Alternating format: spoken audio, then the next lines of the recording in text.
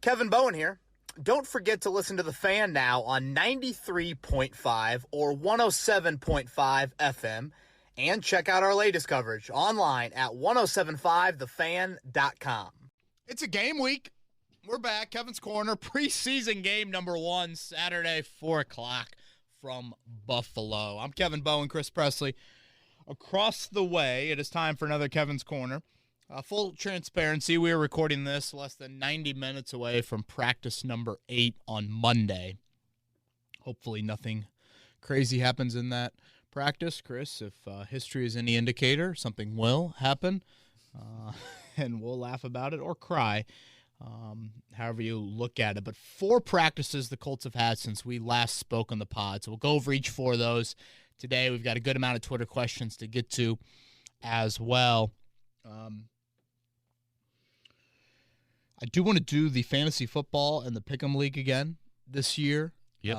So let's get those back up and starting. Let's Chris and I will meet with our minds and we'll figure out the fantasy league and who in that. But everybody's in the Pick'em League, so I'll have Chris activate that and we'll get that started here with the season about a month away.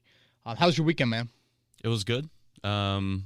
It's always better, as we're going to talk about here with the camp takeaways, seeing Stephon Gilmore, and apparently the defense looks pretty well. Yeah. So let's jump into camp takeaways so far. Let's do that. The last practice that we have not spoke about, I guess, would have been last Tuesday. So, again, 4 practices since then.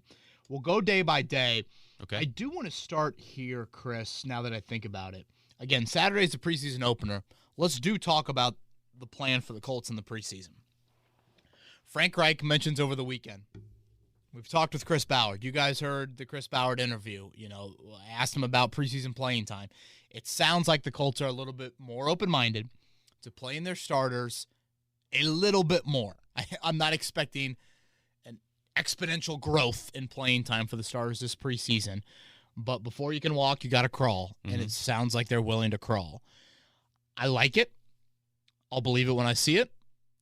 And if you look at the 3 preseason games, so each of the next 3 Saturdays, at Buffalo, home to Detroit, home to Tampa Bay, from what Frank Reich said over the weekend, on Saturday at Buffalo, the starters could and should and will play a little bit. Again, some guys are going to hold out. Jonathan Taylor, I'm good. Running backs, I think, are a different breed in the preseason. Although Right. Josh Jacobs, I saw in the Hall of Fame game, did have a couple of series there. It sounds like in the preseason game number 2 against the Lions, those starters would not play because you would have gotten the work against Detroit in those joint practices, which are next Wednesday and Thursday. I think it's like the 17th and 18th are those practices at Grand Park. So it sounds like Dan Campbell and Frank Reich have agreed on, all right, let's not play the starters in the game. Let's stick more to the practice and go from there. Then the final preseason game, which will be Tampa Bay, 2 Saturdays from now, you'd play the starters a little bit more. Now, are you going to play it like you used to play it and play them an entire half and get them into the third quarter? No. But, we had George Bremer on our morning show today, and I asked him, all right, George, 5 drives for Matt Ryan this preseason. Over, under. I believe he said slightly over. Probably should have remembered his answer before I brought that up. But that's kind of where I'm at. I would like to see an over. I've been pretty vocal about that. And I get the NFL league-wide has changed, largely their philosophy with preseason games, Chris. But I found it interesting. I was looking up Matt Ryan's preseason reps. The guy is MVP of the league in 2016. Mm-hmm. He comes back the next year, 2017, and he throws 20 balls in the preseason. 2018, he throws another 20 balls. 2019, that number jumps, and then you have the COVID year. And I think everything's kind of changed around the league since then with the preseason. But if Matt Ryan at year 10, 11, 12, at age 30, 31, 32, whatever he was back then, felt the need to have 20, 30 passes in the preseason, coming off an MVP season, to me, I look at it and think, you've got a first-year quarterback with this offense. You've got so many unproven pass catchers. You need to play him. And, I would like to see at least a handful of series out of him. I think another thing that we maybe haven't harped on as much, we certainly have talked about the season opening drought. 8 straight season openers the Colts have lost. Mm-hmm. Chris, it really is a poor month of September if you want to look at it in a little bit of a bigger view. This is not like the Colts lose the opener and then they win their next 2, or they win 3 of 4 and now they're back. Now they're 4-1 or 3-2 or something like that. I was looking up yesterday. In the month of September under Chris Ballard, the Colts have the 4th worst record in the NFL. Texans, Giants, and Jets, the 3 teams that have worst Septembers than the Colts. I think Rosie knows you don't want to be associated with the Texans, Giants, and Jets in any way, shape, or form. I was going to say you don't want to be in that club. In the NFL. No, that's not a fun club to be in today's NFL. So what I'm getting at is expecting different results when you continue to operate in the same ways is ludicrous, and it's insanity, and it's not going to lead to those different results. So by pushing back the start times to training camp practice, by potentially playing your starters a little bit more in the preseason, all of that, I think, are steps to take of doing some things differently. And we'll see if it works out. Obviously, your schedule's pretty favorable the first 2 weeks. But I think it's really, really important to try and do these things. And, Peyton Manning wanted to get hit in the preseason. You look at Andrew Luck's preseason, he was throwing 30, 40 passes in some preseason. So I get that the league has kind of altered their approach with this. And someone tweeted at me earlier today, like, well, I think the slow starts to seasons are just a new quarterback year in, year out. Does that have something to do with it? Certainly. But let's not act like the defense didn't give up 30-something to Cincinnati a few years back in the opener, or 30-something to a Chargers team that isn't the Chargers team now. I mean, Jacksonville scored nearly 30 in an opener a few years ago. This is a both side of the ball issue, and it needs to be corrected. So we'll see what happens on Saturday. Again, I'll believe it when I see it with this playing time, but I would say most preseason openers, I would guess the starters barely play, if any. Now I'm starting to think, maybe Matt Ryan gets 2 series on Saturday in Buffalo. And obviously, if you're going to play Ryan, you got to play the O-line. It's one of those things where you got to deal with it. Yep. And I know people will say that I'm jinxing the Colts, but I'm simply stating facts. And this is a positive fact. Chris, we are 7 practices in. Practice number 8 is a little hour away from getting started. We'll see if anyone gets hurt today. 7 practices into camp. Shaquille Leonard, the only starter to miss 1 day of practice. You have had 21 of your 22 starters out there for every single session. You have to love that. The amount of reps those guys are getting right now. Crazy rare. You got to love it if you're a Colts fan. You talk about cohesion and chemistry and all those things. Yep. It's glorious. So it's been a very healthy start to camp for the Colts. Love it so far. Want to jump into Chris Ballard's interview? Well, let's go back. Should we go day by day? Let's go day by day first. Let's do that. We'll go day by day, and let's go back to Tuesday. Is that right? Because I think we taped last podcast on Monday. Yes. I think we're in this Monday routine now in training camp. So that would have been day 4 of practice, and that was the first day in full pads. I thought the defense won the day. I thought the defense has won the majority of. There's been 3 full padded practices, just to be clear here, but they did a 2-minute drill to end practice, or a 2-point drill, I should say, to end practice, and the defense won 2 of those 3, so the offense had to do some suicides there. Bobby Okereke, Zaire Franklin, I think have done a really nice job this camp.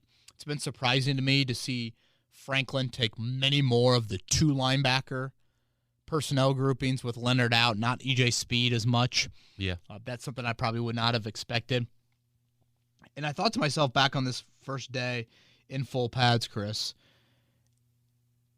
I have a plea for the Colts here in 2022. Okay. Okay?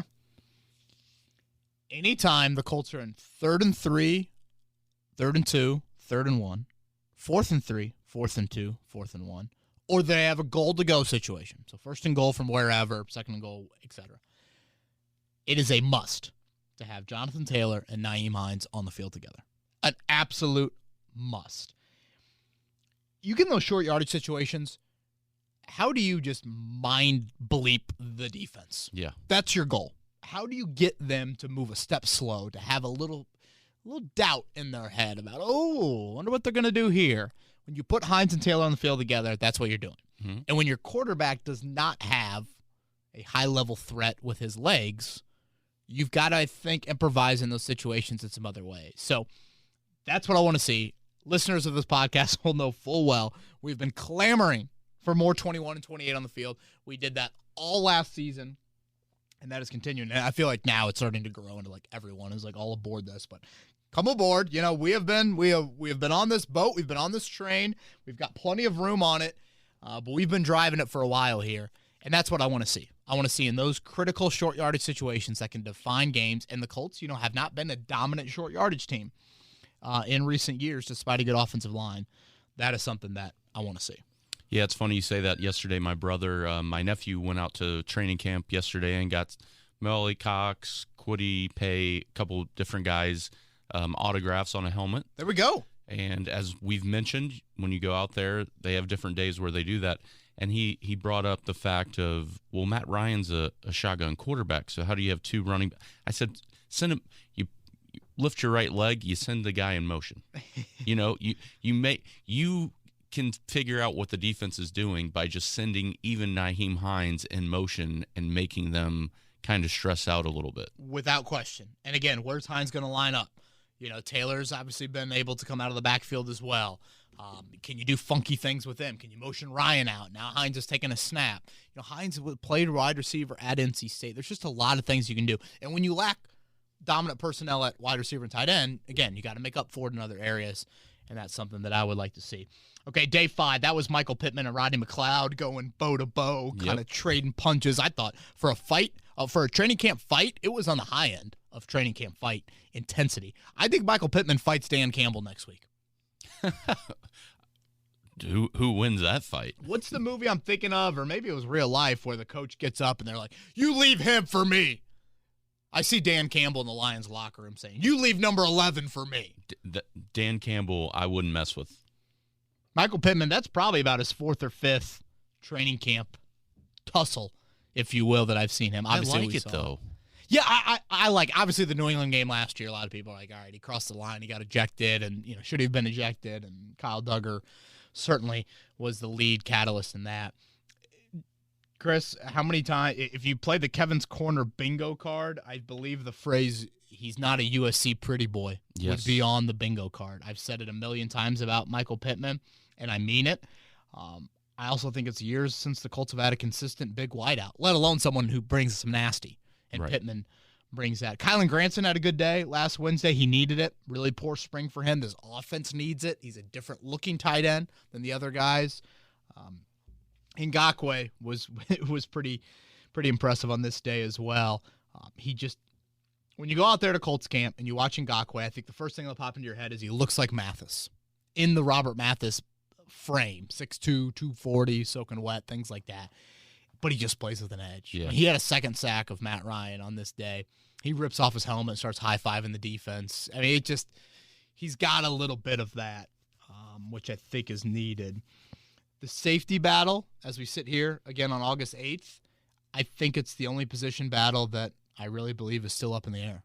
Now, maybe Matt Pryor will go out or Danny Pinter will go out Saturday and they'll let up 2 sacks and all of a sudden that opens something up. Or Brandon Faison will get torched. But right now, it's Matt Pryor at left tackle. It's Danny Pinter at right guard. It's Brandon Faison as your third corner. Safety, though, Nick Cross, Rodney McLeod, I think it's all back and forth. So that is something to continue to keep an eye on. Ashton Doolin just strings highlight after highlight. Each day there seems to be one Doolin highlight, which he's on this team. And he's not on this team just because of special teams. He's on this team because of wideout as well. Day 6, full pads are back on, so this is the second day in full pads. Mm-hmm. I thought Buckner and Gilmore had nice days. We'll talk more about Gilmore here coming up. There's a 2-minute drill to end the day. Starting offense goes 3 and out, sack on 3rd down. I don't even think they moved the ball an inch. Second unit comes out there. They get 1 first down. Their drive ends on a sack, so it's like, oh boy, what's going to happen here? Starting offense comes back on the field. They do get in field goal range. Hot Rod makes from 50. Verity makes from 50. I don't want to act like I am some kicking expert because I am not. and now I will try to act like I'm a kicking expert with this comment. The ball just pops off Jake Verdi's foot a little bit more.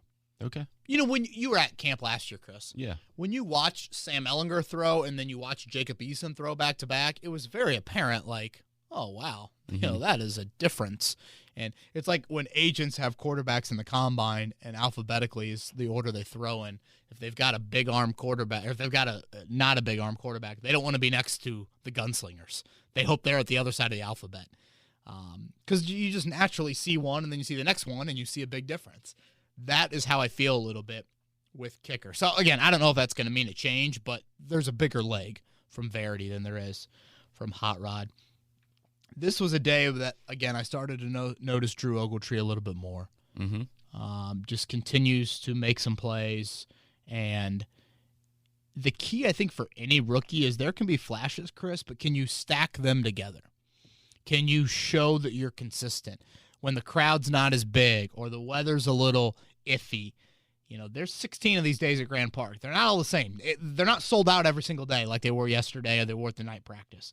But can you be dependable and reliable, especially a tight end when you've lost Jack Doyle? And I think Ogletree gives some of that. George Bremer with us brought up a great point earlier today. You know, it's a young rookie class in many ways, age-wise. But then you've got some guys like Ogletree that's 24. You know, I mean, he's old. There's a difference. That's really old for a rookie in the NFL. So I think that helps you out a little bit. Do you find being out there watching or talking to the players a difference between having pads on and no pads? Do you like more pads or no pads? Yeah, I'm more pads. I mean, I understand that you can't do it every day. And I guess right now, as we record this, they're 7 days in. They've been 3 full pads. You got the ramp-up period where you don't put pads on. They've been in full pads 3 out of the last 4 days. And I like that trend. If I'm not mistaken, there's 4 practices this week. They just had 1 in full pads yesterday. I believe 3 of the 4 full pads. I could be wrong. It might just be 2 of the 4, but I think 3 of the 4 might be in full pads. But, yeah, I mean, I think the defense has won the full padded days. I think they've won all 3 of them, frankly. And you can look at that 2 ways, Chris. Some will say, well, it's Matt Ryan. It's a new offense, you know, for him. Like, I totally get that. The flip side will say, well, there's no Shaquille Leonard. It is a new defense as well. You know, shouldn't they have some struggles? So you can look at it both ways. I think in general, with all parties healthy, this defense should be better than the offense. I mean, the defense brings back so much the same personnel. Added Ngakoue, added Gilmore. Like, I think it should be better. I guess Kari Willis would be the one, you know, notable subtraction on that side of the ball there. Okay, so then yesterday, really sloppy from the offense. And I was surprised because we haven't seen this yet. You know, they probably had 6 drops, Chris. And if you take practice number 1 through 6 combined, there's no way they had had that amount. And they had all, you know, in one day. It just was now they had been off for 2 days, so maybe contribute some of that, but timing was off. Misplacement with, you know, the ball placement was a little erratic. Is that a timing thing? You know, Hines had a fumble. It just not a good day offensively. And walking out of there, I was reminded, I guess, of just 2 things. First, and there were a ton of culprits. Granson, Paris Campbell, Jonathan Taylor had a drop. Jelani Woods had a drop. You know, Hines had the fumble, like I said. I walked out of there thinking to myself, this is a day that would keep me up at night if I were Frank Reich and Chris Ballard. And if I saw this day get repeated multiple times, I would sit there and say, we need to go out and find somebody that's a little bit more trustworthy that I just feel better about. And that, you know, I've clamored for that for months now. We haven't seen it so far in camp, but we definitely saw it yesterday. The second thing I thought about was this, and this will be a season-long storyline. When you don't have freakish individual talent at wide receiver and tight end to the point of some other teams where you can lose 2 yards, and then this player makes a freak play on 3rd and 14 and all else is cured, you've got to be so sound and so solid fundamentally because you don't make up for it with this extreme athleticism. You know, the guy throwing 99 can get away with an erratic fastball or 2. If the guy throwing 88 makes a mistake with that fastball, that ball's, 420 going out the other way. So that was something that I thought of. I thought Stephon Gilmore was outstanding yesterday. He had a pick 6 of Matt Ryan. Matt Ryan's not throwing many interceptions at all in camp. I don't know if he's throwing one in 11 on 11, to be honest. But Gilmore jumped the out route to Paris Campbell and picked it off. When you watch Gilmore, Chris, you watch a guy that's playing chess. Intellectually, between the ears, his experience, I just see a guy that can recognize routes, concepts. He's a step ahead of everybody. I don't think he would wow you in a 40-yard dash right now or in a high jump or broad jump, whatever. But I think he brings a lot to the table intellectually. Matt Ryan, I thought, had a great phrase that he used after practice saying, Stephon Gilmore is a type of corner that can place a seed of doubt in my brain. That's a high compliment for Absolutely. a quarterback to give a corner. And if you have a quarterback that you're playing that week that has a seed of doubt in where Stephon Gilmore is on the field, that is going to impact things in a big, big way.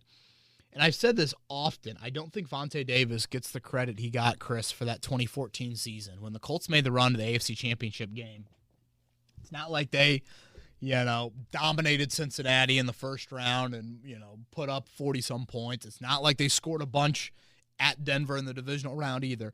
Vontae Davis was one of the best corners in the NFL that season, and he was tremendous in the playoff run. When you have that presence, which I think has been missing, outside corner, Kenny's been a good corner, but not at that level. Xavier Rhodes had some moments a few years ago where he was really good. When you have that, it's huge. How often I've seen some highlights of him breaking up passes with Alec Pierce, who's a rookie, and always the cliche of iron sharpens iron. Sure. Has he been on Alec Pierce more often or Michael Pittman? Yeah, I think it's been Pittman. The first rep of one-on-ones every day is Pittman against Gilmore. Okay. And it's just a great start to all right, let's see who has it. Yesterday it was Gilmore, just picture-perfect coverage and bats the ball away. Pittman got him back later in the session. Pierce, this is kind of a little bit of an off, but maybe we'll have a Twitter question. So actually, I'll just save that for a Twitter question. That's fine. But I think with Gilmore, Chris, 2 questions about him coming into the year. Can he still play the game at the age of 32? And can he stay healthy? We're 7 practices in. From what I've seen so far, he can still play the game. He can still play the game at a pretty good level.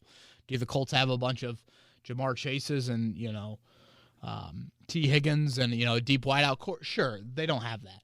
But I like what I've seen so far from him. Now, can he stay healthy? Obviously, he's going to have to prove that over the course of a season. But so far, I've always said I thought the Ngakoue addition was bigger than Gilmore for me. I still agree with that and think that's the case, but I maybe didn't give Gilmore enough credit during the offseason. So I like what I've seen so far. Anything else from practice? No, I think that's pretty much everything. Again, our notebooks, 1075thefan.com. I've got YouTube coverage every single day as well. It's like a 2-minute YouTube video recap that I do from practice. Check that out. All right, Kevin. Yep. Let's jump to Twitter questions. Let's do it. Starting with Pumpkin Pastry. Great name. Ooh, I love it. I'm hungry. He's been dialed into the Colts writers trying to update on everything going on at Colts camp, you being one of them, obviously. I know it's early in pads, but just could you share what the tight ends are doing, especially in blocking? Replacing Jack Doyle, the run game will be brutal. We talked about Ogletree. Do you see him filling that role? And what other department do you think the other 2 rookies need to work on? Yeah, this is going to be the biggest question, Chris, with this group. But yeah, I don't want to act like they're catching all of a sudden as me sleeping great at night. But the important aspect is blocking. It's critical. And we've seen 3 full padded days, and I thought that was something that Jack Doyle, Mo Alley Cox, it's a really good combination of guys there. Chris Bowdett, or Frank Reich, I think has been pretty pleased with it so far, but it's something I don't think you can truly evaluate till you get into joint practices, the games, things like that. So, yeah. And just a side note also from him, since we also do talk about sports betting. Yeah. Michael Pittman Jr. on FanDuel has a season total of 1,025.5 yards receiving. He feels like it's free money on the over. What do you say? Oh, hammer that. Bet everything you got. Everything you own. I mean, as long as he stays healthy, Chris. I mean, what was he? Almost 1,100 yards last year? Yeah, hammer the over. All right, well, not to take a downturn, but Jake wants to know if you had to rank a bust potential from the top 4 rookies, would Jelani Woods be the first? Yeah, that is harsh. Bust is such an aggressive word to use. I mean, like, if you are a bust, that means that you had high hopes to some level. So, like, can a third-round pick be a bust?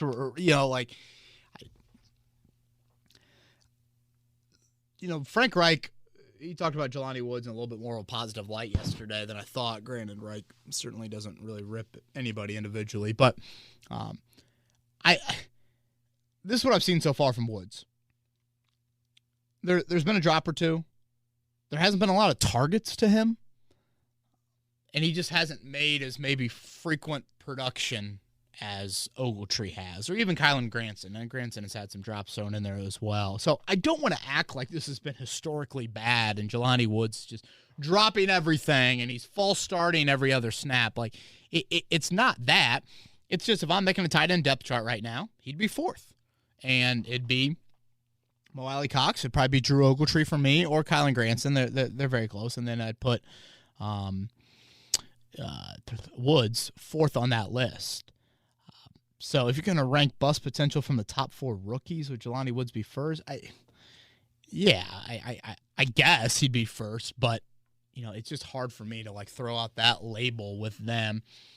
And I think there's a level of the Colts felt this when Jelani Woods came out. They were adamant that he would reach a high floor because he is intelligent and they feel like he's really wired the right way. There's probably a little bit of patience that's needed. I know he has played tight end and play it much at Oklahoma State, played it a lot at Virginia, of course, so I still think there is a jump. People have said before, outside of quarterback, tight end's the hardest position to know in the NFL, making the jump from college. Yeah. So Ogletree has done a nice job. Jelani Woods hasn't. But I don't want to act like he, looks like some bum out there either. Yeah. 2-parter from Matt. First one, he wants to know, have you heard anything about how many carries Jonathan Taylor might have this year from the Colts coaching staff? No, I don't think you change it too much. I mean, you might have a few more pass plays thrown in there, but I don't think you change it too much. The guy's a unique workhorse, and you need to continue to use him as much as possible. And what's the possibility that Nyheim Hines and Michael Pittman Jr. each have 100 catches this year? Ooh, that's a little rich. Yeah, I could see like one. Yeah, each of them at 100. If you said like could they combine for 200, that might 120 and 80. I mean, that's still a big amount. Yeah, I'd say pretty low percentage. I mean, 100 catches. That's a lot of catches. So, yeah, I'd put it at 15%. Our next one comes from Suarez. A lot of reporting on the defense looking extremely well during camp. Is this a result of upgrading the defense, or are our offensive weapons not being challenging enough for them, and Frank Reich adding in new plays to the offense, or just the nature of the beginning of camp? Can I cop out and say a little bit of everything? I mean, the first 6 days in camp, you're installing new day, new plays day in and day out. Then day 7 started, let's repeat the stuff that we like, and that's kind of going to be how things will unfold the rest of the way. And I mentioned earlier, you can look at it a couple ways. Matt Ryan, he's new to the offense. Well, they don't have Darius Leonard, and Gus Bradley's new over there on the defense. Health has been great, obviously, on both sides of the ball outside of Leonard. I thought the defense would be better than the offense just in general, but it's clearly been the better unit in each of the 3 full padded practices. And, the defense embraces physicality a little bit more, all those things. But, I mean, the quarterback can't get touched. Like, there's so many plays at practice that we chart Matt Ryan, and I'm thinking to myself, that was a sack. Right. And I look at my colleagues. I'm like, are we really going to count that as a completion? I mean, DeForest Buckner literally stopped and like turned around. He walked back to the huddle, and then Matt Ryan completed a ball. Or Yannick Ngakoue just tapped him on the butt, and then now obviously, if Ngakoue tries to sack him, maybe he doesn't get him all the way to the ground. Maybe Ryan throws it away or something like that. But I'm still a little torn with the numbers that we put out there as well. This one comes from Matt as well. Just wondering about Raymond. What do you think about him being the future left tackle of the Colts long term? I think with Bernard Ryman's going to be this. Or Ryman, sorry. Yeah, trust me, it took me a while to get it as well. Handling power versus speed. He's a tight end turned tackle, so he's got the footwork background, the athleticism is there, so he should be able to handle speed rushers pretty well. It's the power. Like I watched a one-on-one rep the other day where Kwity Paye just literally took him back into the little red, looks like handkerchief almost that they act like it's the quarterback. So I think that will be something. Obviously, I want to see the Lions, because just even after a couple days, like Bernard Ryman knows every move that Ngakoue has and Banagoo has, and Tyquan Lewis and those guys. But no, I've seen some things that I like. I still want to see him extensively a little bit more. It's been Matt Pryor every left tackle starting rep. I think that probably has more to do with Pryor than anything. But I don't think at this time last year, Sam Tevy and Will Holden and those guys, Julian Davenport, they were Walmart greeters. Come on in, pass rush, hip, right here. A quarterback, if you he's wearing the red jersey. Yeah, he's right there with the red jersey. Go ahead and touch him. I have not seen that from the tackles this year. That's good. It is very good. Very good to hear. Low end theorist. Hey, Kevin, hope all is well with you and the family, especially Rosie. Thank you, Paul. Or excuse me, thank you, low end theorist. Low end theorist means a lot.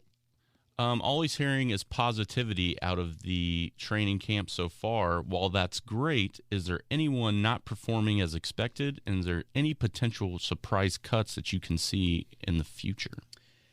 Yeah, again, the tight end group has been a little meh for me. Interior of the O-line, I think at times you worry about them holding up. I think the depth on the D-line is much better than the depth on the O-line when you watch those groups get after it. And I would say, I should pull up these numbers, Chris. Okay. Because I do find it interesting. The wide receivers have been really quiet in the team periods. So, again, I chart the 11-on-11 sessions. Right. And let me just pull this up. So this is just short of the halfway point of practice. Matt Ryan is 56 of 80 in the 11-on-11 periods. Mm-hmm. Michael Pittman's caught 14 of those balls. Mo Alley Cox and Kylan Granson are second with 8 each. So Michael Pittman's nearly double anybody else on the team. If you look at the guys after that, so it starts with Pittman, then it goes tight end, Alley Cox, Granson. Then it goes running back, Taylor, Hines. Campbell's got 5. You go to Drew Ogletree next with 3. Alec Pierce 2, Doolin 2, Desmond Patman 1. I don't know how many teams around the NFL, Chris, your top 5 pass catchers in camp would be a wideout, then 2 tight ends and 2 running backs. Not another wideout sprinkled in to the top 5. And just the fact that, again, and I asked George Bremer this question earlier today, and I started with saying to George, I'm not saying Alec Pierce is a bust at all, but I just want you to see, or I guess share, what you think we've seen so far from Pierce in team sessions, because he has caught 2 of Matt Ryan's 56 passes. He is 6th, 7th, 8th on the team in catches so far in camp. And then even when Nick Foles gets in with the second team, which Pierce takes a good amount of second team reps as well. Same with Doolin. Doolin takes a ton of second team reps. I don't even think I've really noticed him too much in the second team. But I also don't notice him necessarily getting targeted too much. So is that he's not creating separation? Is that just a progression thing? Is this a week and a half into camp and the next week and a half will look different? Right. These are all thoughts and questions kind of popping in my head. And basically, nothing is concrete on August 8th is what I'm getting at. I provide daily updates. Again, I try to throw in there if I think they're longer updates that, okay, we've seen trends and things like that. But right now with Pierce, he's certainly been quiet in the team practices. Is performing not as expected? I don't know. There's been great moments in one-on-ones. There's been a couple 7-on-7 reps that I've liked, but in the 11-on-11, pretty quiet. Surprise cut. I got nobody. I'll do a 53-man roster later this week. I think Banagoo makes it. Okay. Right now. I do like the other Odengbo guy, 59. I know I'm not pronouncing that right. I'll try and get Matt Taylor to instill that into my brain later today, but I like him, 59. He's shown a nice burst. We touched on this a little bit earlier, and this question from Paul, going back to the 2 running back system, do you think with Nyheim Hines and Jonathan Taylor in the backfield, they send in 3 different play calls, one where Hines can go to the slot, one where maybe they do one side or the other? What do you think about that? And does that take advantage of the defense? Well, you would create advantage with them. I mean, 3 play calls seems a bit intense. It seems like a bit much. I mean, I think you can make some checks and you can maybe do some individual things with them and kind of putting them in different spots within the formation. As I mentioned earlier, you guys know my short yardage plea. You already heard it. Chris, I think this should be the dominant personnel grouping. At the end of the year, it's like, what personnel grouping's out there the most? Is it 3 receivers? Is it 2 tight ends? I think Hines and Taylor should be the most frequently used. So that's something that I would like to see. This one comes from Colton, who is a dark horse for 50-plus receptions, and he gives you 2 specific players, Kylan Granson and Ashton Doolin. Those are the first 2 names that I thought about. Yeah, I mean, the other one, Chris, is like, okay, if Campbell goes down, who would it be? Could Kiki Kuti step into that role? Desmond Patman's had a pretty quiet camp. I guess he'd be the 5th wideout. I don't know who the 6th wideout would be right now. Mike Strawn, again, still hasn't practiced. But, yeah, Granson and Doolin would be the first 2 that I would think about. This one comes from Alec. He enjoyed your Chuck Pagano interview on your morning show with you and Query. Thank you. Appreciate that. Chuck was great for those that missed it. Kevin and Query is the podcast page with that. Emotional, talking about 2012 season. Really good. He wants to know, what would you rank the top 3 coaching jobs in franchise history? Bruce Arians in 2012 taking over for Mr. Pagano, unfortunately, when he was in the hospital. Frank Reich in 2019 after a 1-5 start.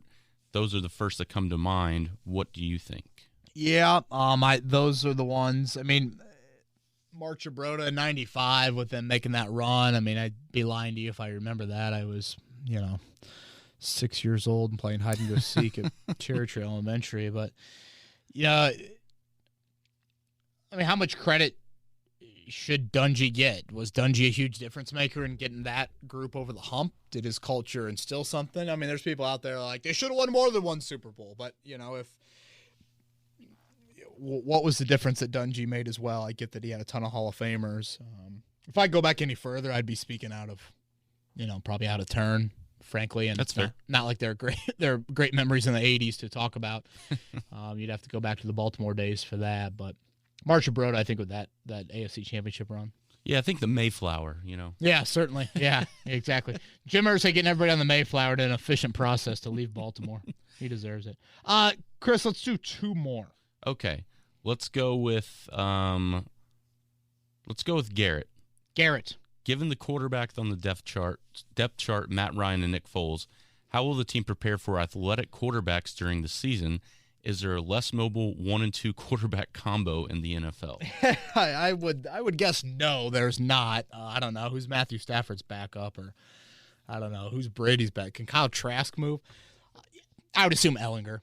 He can move. It still is fun watching Ellinger kind of create, and I do feel like the crowd always oohs when he extends a play. So I would assume it's not like you've got a ton of them on your schedule, to be fair. But yeah, I would guess Ellinger. Okay, and then we will end with Trevor. Do you think Matt Ryan is an upgrade over one season that Rivers had? Yeah, it's a good one, Trevor. I thought Phillip Rivers did a lot of good for this team in that one season. And Jonathan Taylor was not at the level that he's at now. Right. Granted, you could make the argument, certainly the pass-catching personnel was better for Rivers than Matt Ryan had. And he had Anthony Costanzo, which Matt Ryan doesn't have either. The whole Matt Ryan thing I think is fascinating. How it going from, and I've made this analogy before, going from the ex-boyfriend that just got expelled from high school for selling drugs, and now you're all of a sudden your daughter's dating the valedictorian and the high school starting quarterback. Like, it seems like we're talking about it in that light. Carson Wentz to Matt Ryan. Is it that drastic? And I know Carson Wentz is struggling in Washington, but if you're going to rank the top 32 quarterbacks in the NFL from last year, the gap from Ryan to Wentz couldn't have been more than a handful of spots, right? I mean, Matt Ryan was the 16th best quarterback in the league, and Wentz was the 21st best quarterback. I'm throwing out numbers. Right. I'd have to look into it more. Now, again, how much of that is Atlanta's environment? Mm-hmm. That is very fair to make the argument. But if right now Matt Ryan can give you what Phillip Rivers gave you in 2020, I would say, where do you sign up? Where do you sign up? That's what I would say about it. Yeah, I think on this podcast, especially on the YouTube comments and things, we kind of got slammed for praising how well Phillip Rivers, his consistency. Yeah, was he had there. that one bad game at Cleveland. Other than that, I mean, Yeah, he gave you good numbers. Yeah, I can't think of too many else. Okay, we're up against it. I got to go up to Colts camp practice, day 8 up there. Chris tried to get us up as soon as possible. We got a lot of Twitter questions we can unpack next Monday. Let's stick with Monday. Monday's an off day for the Colts next week, so it'll be a little easier time with that. And we could recap the first preseason game, which will be happening that Saturday. He's Chris Pressey. I'm Kevin Bowen. Everybody have a great week. Talk to you next week in Kevin's Corner. This has been Kevin Bowen. Thank you for listening to another edition of Kevin's Corner. If you haven't already, subscribe on iTunes or Stitcher for the best Colts and Pacers coverage.